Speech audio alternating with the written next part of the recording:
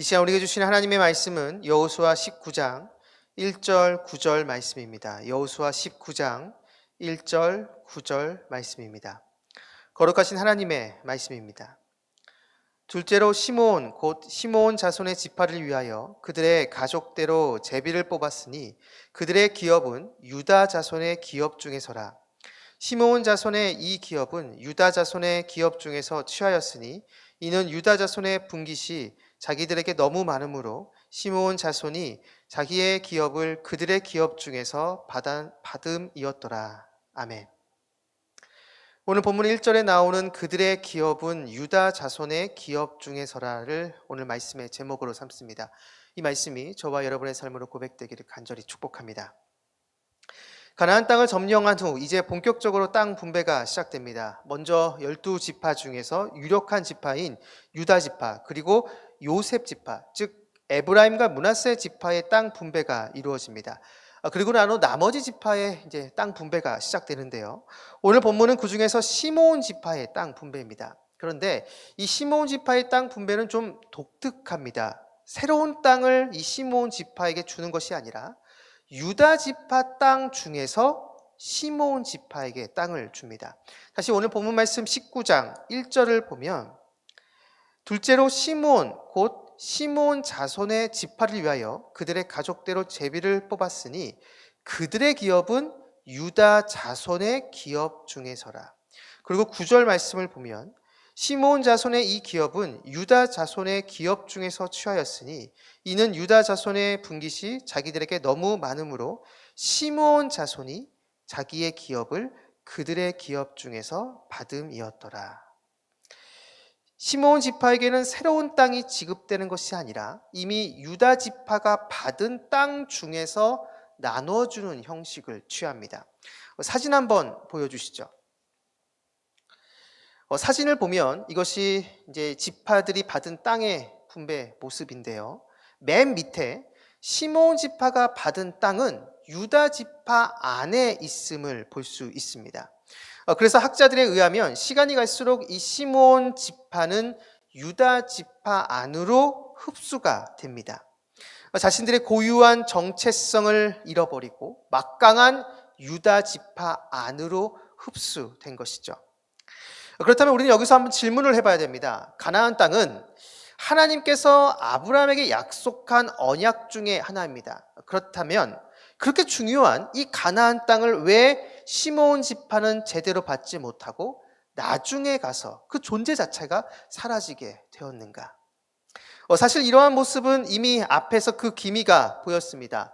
신명기 33장을 보면 모세가 죽기 전에 이 이스라엘 지파들을 하나씩 축복합니다. 그런데 그 내용을 자세히 보면 시므온 지파가 없습니다. 다른 지파는 다 모세의 축복을 받는데 유독 이 시므온 지파는 이 모세의 축복에서 사라지는 것이죠.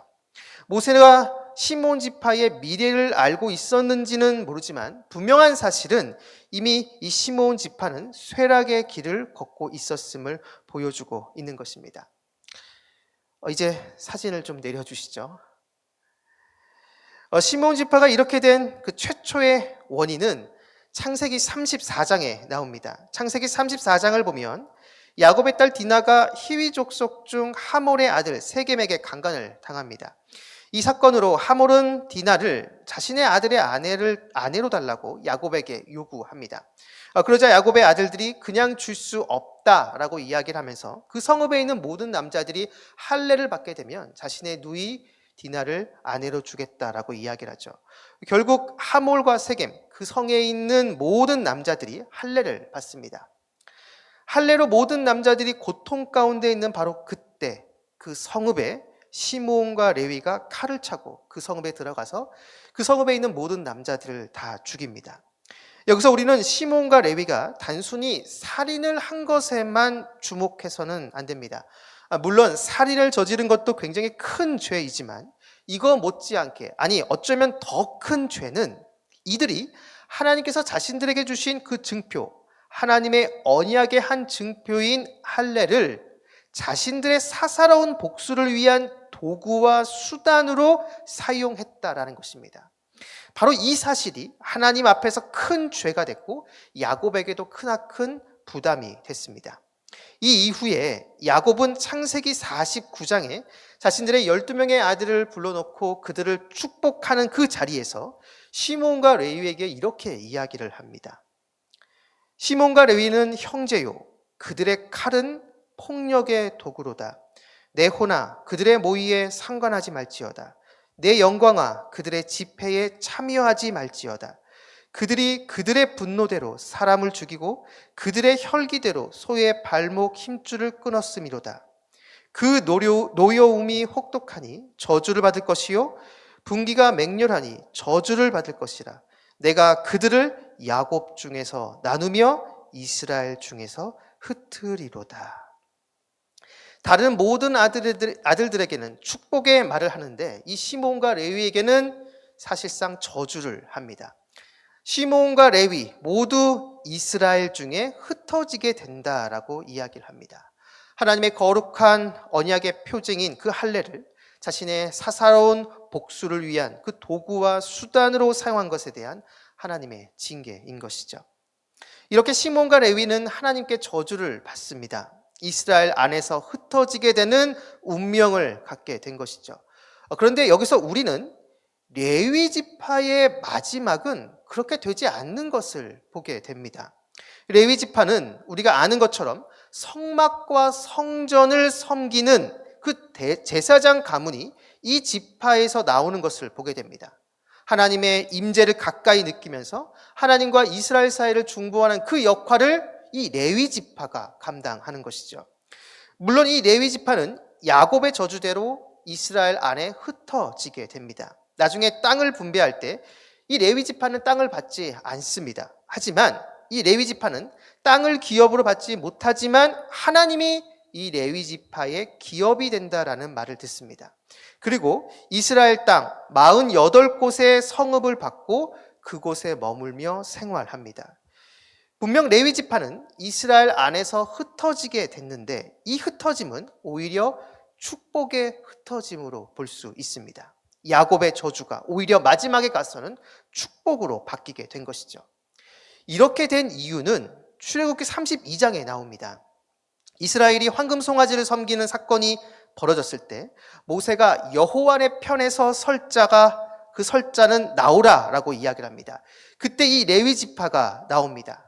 허리에 칼을 차고 우상을 섬긴 사람들을 다 진멸합니다. 심지어는 자신의 가족 중에서도 이 우상을 섬겼다라고 한다면 자신의 손으로 처단합니다. 이러한 끔찍한 일을 하나님의 편에서 하나님 대신 행한 지파가 바로 이 레위 지파인 것이죠. 바로 이 레위 지파가 이 일로 인해서 하나님께 인정받게 됐고 결국 하나님께 쓰임받는 지파가 됩니다. 반면 오늘 본문의 시므온 지파는 그렇지 않습니다. 레위와 같이 똑같이 저주를 받았는데 중간에 이 시므온 지파는 하나님이 싫어하는 하나님의 마음에 들지 않는 일을 행합니다. 오히려 하나님을 대적하는 일을 벌이는데요. 민수기 25장을 보면 이스라엘이 광야에서 시딤에 머물 때 모압 여인들과 음행을 벌입니다. 그때 대표적으로 이스라엘의 지도자 한 명이 미디안 여인과 음행을 벌이다 죽임을 당합니다. 그 지도자가 시므온 지파 지도자 시물이라는 사람입니다. 많은 학자들에 의하면 이 시므온 지파의 지도자 이름을 보여주는 것은 이 음행을 시므온 지파가 주도해서 행한 것으로 해석합니다. 즉 이스라엘의 12지파 중에서 이 시므온 지파가 다른 지파들까지 충동질을 해서 이 이방 여인들과 음행을 저질렀다라는 것이죠. 결국 이 시므온 지파는 야곱의 저주 이후 하나님의 마음에 드는 행동을 하지 않고 오히려 더 하나님과 멀어지는 행위를 저지릅니다. 결국 모세의 축복에도 이 시므온 지파는 빠지게 됩니다. 시므온 지파는 야곱의 저주에 또 다른 죄를 쌓고 또 쌓아 결국 이스라엘 지파 내에서 사라지게 되는 것이죠. 자신들의 정체성을 잃어버리게 되는 것입니다. 사랑하는 말씀상 공동체 성락성결교회 성도 여러분, 우리는 이 시므온 지파를 통해서 한 가지 진리를 배우게 됩니다. 하나님 앞에 넘어졌을 때, 하나님 앞에 죄를 지었을 때 그 죄를 빨리 회개해야 한다는 것이죠. 그런데 회개하는 것만으로는 부족합니다. 거기에서 더 나아가 하나님이 기뻐하시는 일을 자진해서 행해야 한다는 것입니다. 그러한 모습이 있을 때 그 죄의 저주의 굴레에서 벗어나 하나님의 축복의 수요자로 거듭날 수가 있다라는 것입니다. 우리는 오늘 본문에 이 시므온 지파를 반면교사로 삼고, 그리고 시므온과 같이 저주를 받은 레위 지파를 정면교사를 삼아야 합니다. 시므온 지파와 레위 지파처럼 하나님 앞에서 실수하고 죄를 지을 수 있습니다. 문제는 그 다음입니다. 그 죄를 회개하고 다시 그 죄를 짓지 않도록 노력하며 내 삶 가운데 하나님 편에 서서 하나님이 기뻐하시는 일을 적극적으로 행할 때 하나님께서 우리의 삶에 부어주시는 놀라운 그 은혜와 축복이 있다라는 것이죠. 어쩌면 성도는 그러한 은혜와 축복을 받으며 하루하루 영적으로 성장하는 존재라고 할 수가 있습니다. 성경에 나오는 수많은 위인들, 그리고 우리의 신앙의 선배들 역시 그 길을 걸어갔습니다. 바라기는 이곳에 계신 여러분 모두가 오늘 이 말씀을 기억하시면서 하나님 앞에서 넘어졌을 때 즉각 회개하고 주님의 뜻을 적극적으로 행함으로 하나님께서 주시는 그 은혜와 축복을 누리는 저와 여러분 우리 모두가 되기를 주님의 이름으로 축원합니다. 기도하시겠습니다. 거룩하신 아버지 하나님, 오늘도 우리에게 말씀을 주시고 이 말씀을 붙잡고 기도하게 해주심을 진심으로 감사드립니다. 우리가 인생의 여정을 걸어갈 때 주님 앞에서 넘어지고 주님 앞에서 죄를 지었을 때 즉각 회개할 수 있도록 우리를 인도하여 주시옵소서. 그리고 더 나아가 주님께서 기뻐하시는 일을 찾아서 적극적으로 행할 수 있도록 역사하여 주옵소서. 그래서 충성된 자가 주님의 주인의 마음을 시원케 하는 얼음 냉수 같다라는 잠언의 말씀처럼 무더운 여름 주님의 마음을 시원케 하는 저희들이 모습이 될 수 있도록 우리 모두를 인도하여 주옵소서. 오늘 하루의 첫 시작입니다. 오늘 하루 동안 우리 모든 성도님들과 함께 해주셔서 길의 위험과 사람의 위험과 여러 환경의 위험에서 우리를 지켜주시고 무엇보다 우리 마음속에서 우리를 끊임없이 유혹하는 음란과 거짓과 교만과 시기와 탐욕의 유혹에서 우리를 건져 주시옵소서. 감사드리며 예수님의 이름으로 기도드립니다. 아멘. 공동 기도문입니다. 지금 들은 말씀이 내 삶으로 이어지게 하옵소서. 또 다른 희년 3년의 복이 우리 말씀상 공동체에 풍성하게 임하게 하옵소서. 공예배의 자리를 지키고 매일의 말씀 묵상과 7인 소그룹 모임을 통해 거룩한 성도로 신앙이 자라나게 하옵소서. 진행 중인 동수원 5차에 큰 은혜를 주옵소서. 다바르 학교와 동안클럽을 통해 전 세대가 말씀으로 바르게 세워지는 공동체가 되게 하옵소서. 몸과 마음이 아픈 이들, 믿음이 연약하여 흔들리는 이들 붙잡아 주셔서 주님의 은혜와 사랑을 늘 경험하고 감사하며 살게 하옵소서. 세계 곳곳의 전쟁과 기후 이상으로 고통 가운데 있는 많은 사람들을 긍휼히 여겨주시고 우리 그리스도인들이 이 문제를 위해 기도하기를 쉬지 않게 하옵소서. 이 시간 함께 나눈 공동 기도문과 각자 가지고 나온 개인의 기도 제목을 놓고 기도하신 후에 삶의 자리로 나아가도록 하겠습니다. 기도하시겠습니다. 참 좋으신 아버지 하나님 감사합니다. 이 새벽에 하루의 시간 주님의 이름을 주님 앞에 나아갑니다.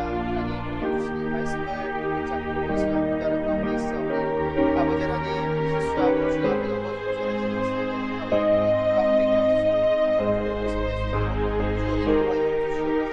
회개해서 끝나는 것이 아니라 우리의 일상의 삶 가운데 하나님이 기뻐하시는 적극적으로 감당할 수 있는 행할 수 있는 저희의 모습이 될 수 있도록 주여 인도하여 주시옵소서. 그래서 아버지 하나님